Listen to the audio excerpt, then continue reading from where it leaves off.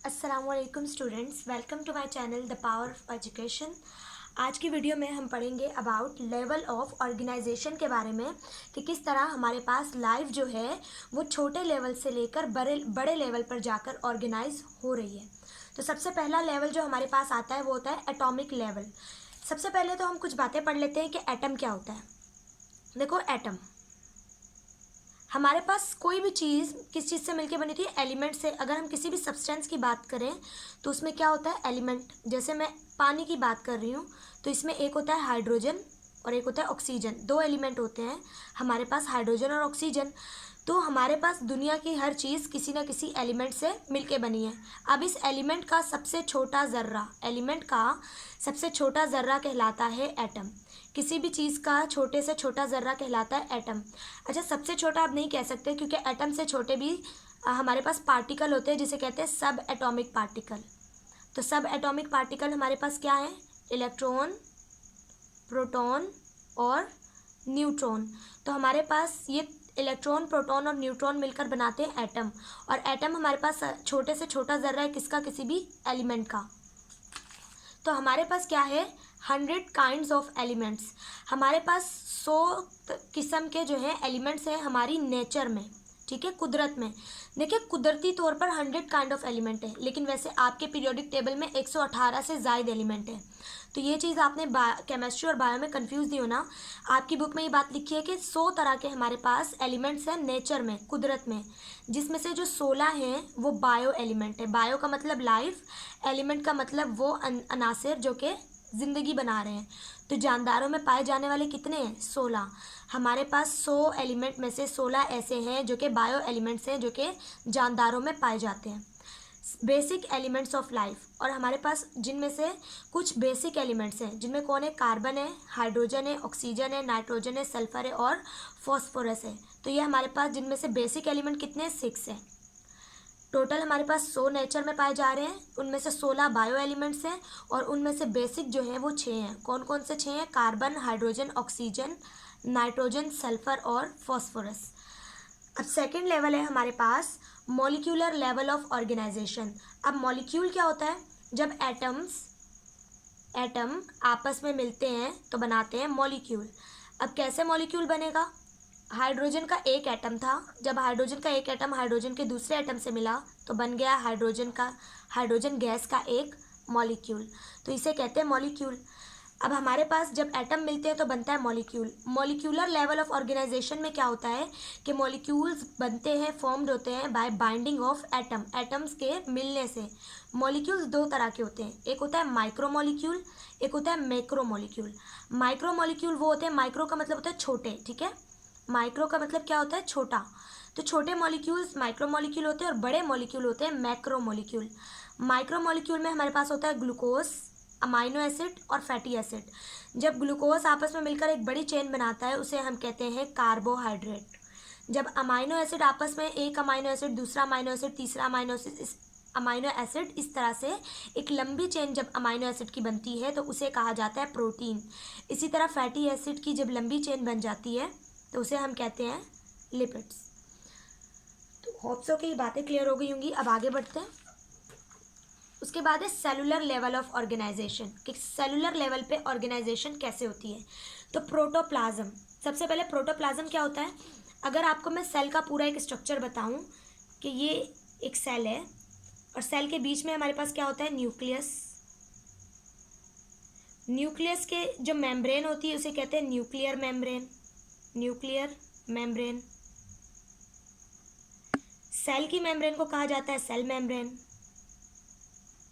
और cell membrane के अंदर के जो फ्लूइड होता है उसे कहते हैं साइटोप्लाज्म, साइटोप्लाज्म।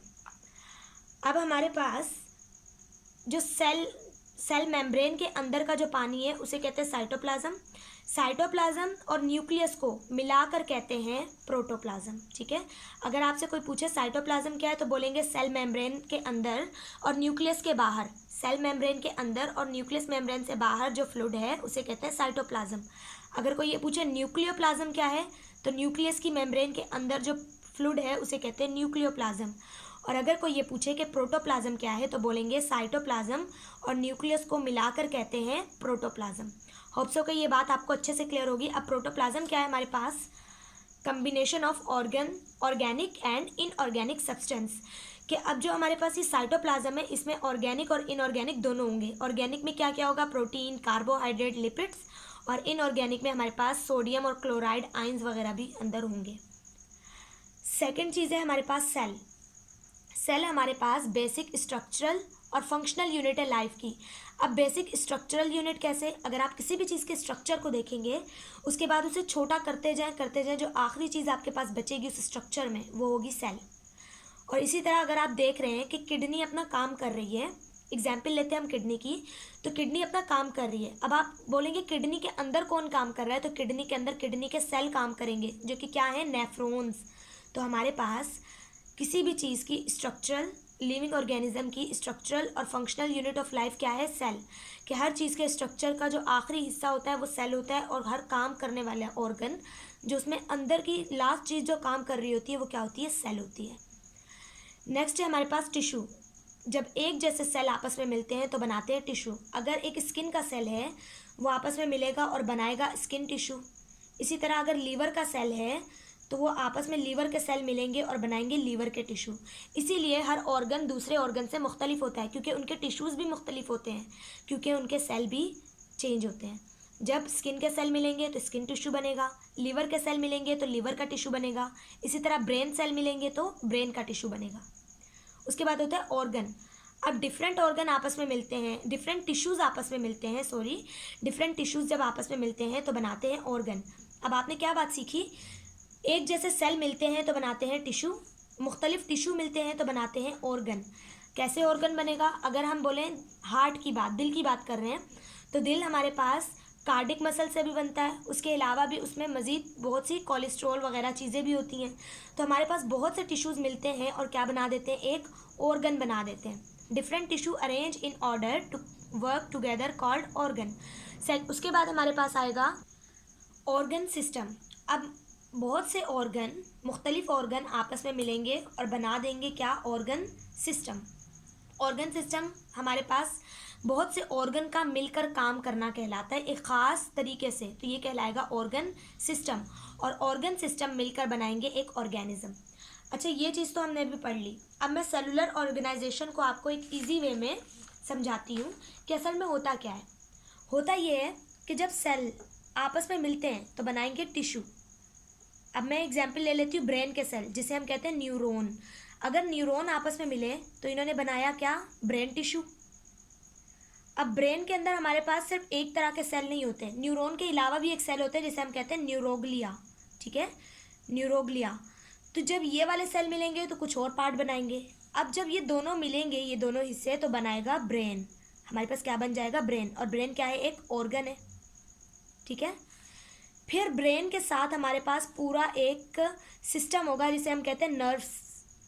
ठीक है, नर्व्स या पेरिफेरल सिस्टम। तो ये नर्व जो है ये हमारे पास ब्रेन तक मैसेज लेकर भी आएंगी और ब्रेन से ऑर्डर लेकर भी जाएंगी। अब ये पूरा क्या बन गया, एक सिस्टम, ऑर्गन सिस्टम, जिसे हम कहते हैं नर्वस सिस्टम। अब नर्वस सिस्टम हमारी बॉडी में क्या करेगा, सारी नर्व सप्लाई करेगा। जहाँ भी कोई मैसेज दिमाग के पास जाएगा, कुछ मैसेज दिमाग से वापस आएंगे जो बॉडी को ऑर्डर देंगे, तो ये चलता रहेगा। ये पूरा क्या बन गया, एक सिस्टम। लेकिन एक बॉडी में सिर्फ एक सिस्टम नहीं होता, हमारे पास नर्वस सिस्टम है, केमिकल सिस्टम है, डाइजेस्टिव सिस्टम है, यूरिनरी सिस्टम है। तो हमारे पास तो बहुत सारे सिस्टम है। इसी तरह जब बहुत से सिस्टम आपस में मिलते हैं तो बना देते हैं एक पूरा का पूरा ऑर्गेनिज्म, एक पूरा का पूरा जानदार। होप सो कि ये सारी बातें आपको क्लियर हो गई होंगी। अगर आपको कोई भी क्वेश्चन है आप कमेंट में पूछ लीजिएगा। अब नेक्स्ट है हमारे पास taxonomic level. Taxonomic level, taxonomy का मतलब होता है जानदारों को नाम देना या फिर क्लासीफाई करना। टैक्सोनॉमी में हम जानदारों को क्लासेस में डिवाइड करते हैं और उन्हें एक स्पेशल नाम देते हैं।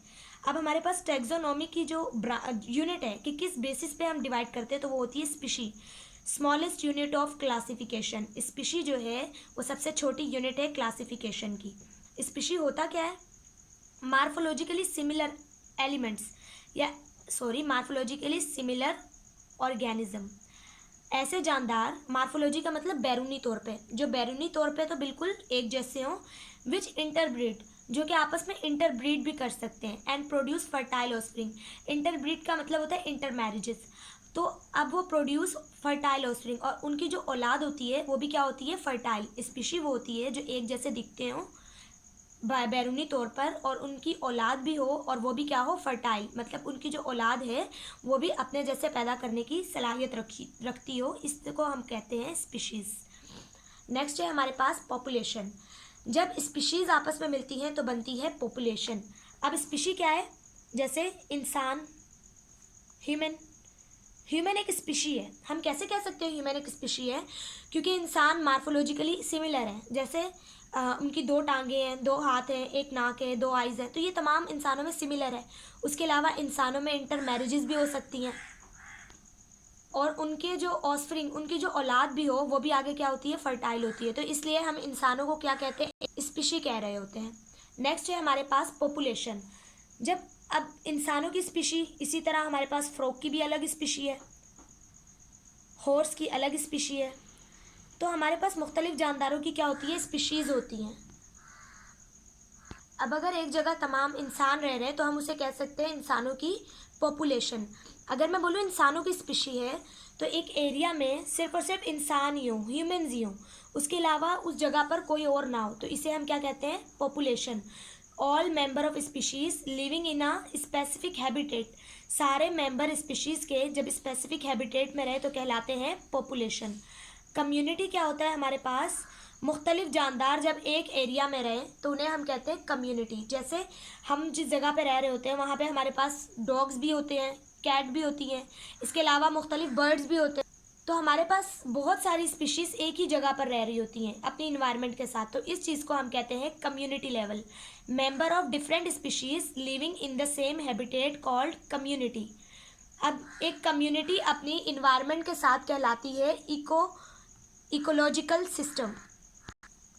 अच्छा, ये बात मैं दोबारा ब्रीफली बता देती हूँ कि अब मैंने कहा एक जानदार है, उसे मैंने कह दिया स्पीशी। अगर इसी जानदार के बाकी, जिस तरह अगर ये एक इंसान है तो ये यहाँ बहुत सारे इंसान रह रहे हैं, इंसानों के अलावा यहाँ कोई और जानदार नहीं है, किसी भी और स्पीशी का कोई भी जानदार यहाँ पर नहीं है, तो इस जगह को हम क्या कहेंगे, पॉपुलेशन। और अगर हमारे पास मुख्तलिफ स्पीशीज़ के लोग, जैसे एक ह्यूमन हो गया, ह्यूमन्स के साथ हमारे पास कैट्स भी ले रह रही हैं, डॉग्स भी हैं यहाँ पर, उसके अलावा बर्ड्स भी हैं, तो ये तमाम चीज़ें मिलकर एक जगह पर रह रही हैं, तो इस पूरी जगह को कहेंगे कम्युनिटी। ठीक है। और अगर ये कम्युनिटी किसी भी इन्वायरमेंट में रह रही है, जैसे हम जिस जगह पर रह रहे हैं वहाँ पानी भी है, नॉन लिविंग इन्वायरमेंट, हवा भी है, उसके अलावा लाइट भी है, उसके अलावा वो तमाम चीज़ें जो हमें ज़िंदा रहने के लिए चाहिए वो सब हैं, तो उन सबको मिलाकर, उस पूरी जगह को मिलाकर कहेंगे इकोलॉजिकल सिस्टम। इकोलॉजिकल सिस्टम उस जगह को कहते हैं जहाँ कम्युनिटी जो है अपनी नॉन लिविंग इन्वायरमेंट के साथ रहे, तो उसे हम क्या कहते हैं, इकोसिस्टम या फिर इकोलॉजिकल सिस्टम। बायोस्फीयर हमारे पास ज़मीन का वो हिस्सा जहाँ पर ज़िंदगी मुमकिन हो, वहाँ उसे कहा जाता है बायोस्फीयर। मैं आज वाला पूरा लेक्चर एक बार समराइज़ करके आपको बता देती हूँ। हमने पढ़ा लेवल ऑफ ऑर्गेनाइजेशन कि किस तरह ज़िंदगी को ऑर्गेनाइज किया गया है लेवल्स में। सबसे पहले था एटॉमिक लेवल कि कैसे एटम की बेसिस पे हमने डिवाइड किया, फिर था मॉलिक्यूलर लेवल कि कितने तरह के मॉलिक्यूल हैं, फिर हमने पढ़ा सेलुलर लेवल और पूरी क्लासिफिकेशन पढ़ी कि कैसे सेल मिलकर टिश्यू बनाता है, टिश्यू मिलकर ऑर्गन और ऑर्गन मिलकर ऑर्गन सिस्टम बना रहा होता है। नेक्स्ट हमने पढ़ा टेक्सोनॉमिकल लेवल के किस तरह टेक्सोनॉमी के ज़रिए भी हम स्पीशीज़ को डिवाइड कर रहे हैं। फिर हमने पढ़ा पॉपुलेशन, कम्युनिटी, इकोलॉजिकल सिस्टम और बायोस्फीयर। होप सो कि आपको ये लेक्चर अच्छे से समझ आया होगा। ये लेक्चर इंपॉर्टेंट बहुत ज़्यादा है क्योंकि यही लेक्चर हमारे पास फर्स्ट ईयर और सेकेंड ईयर में भी बहुत ब्रीफली वे में बिल्कुल ऐसे ही डिफाइन किया गया है। अगर आपको यहीं पे अच्छे से समझ आ जाए तो ये बहुत अच्छी बात है। अगर आपको वीडियो के हवाले से कोई भी क्वेश्चन है तो आप कमेंट बॉक्स में पूछ सकते हैं। फेसबुक ग्रुप को भी ज्वाइन कर सकते हैं। चैनल को लाइक, शेयर और सब्सक्राइब ज़रूर कीजिएगा। अगर आपको कुछ भी समझ आया है और कुछ भी आपको क्वेश्चन है तो आप ज़रूर पूछिएगा। Thank you so much. अल्लाह हाफिज़।